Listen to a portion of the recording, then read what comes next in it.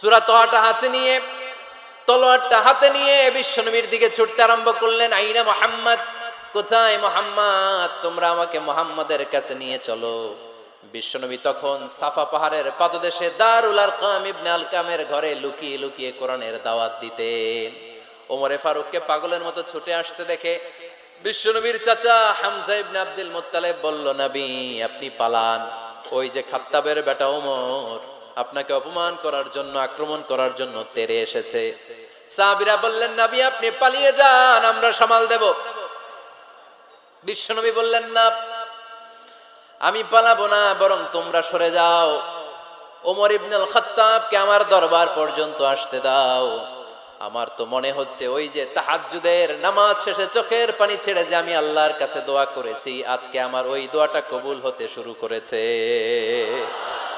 ওমর ফারুক এসে বললেন, আশহাদু আল্লা ইলাহা ইল্লাল্লাহ।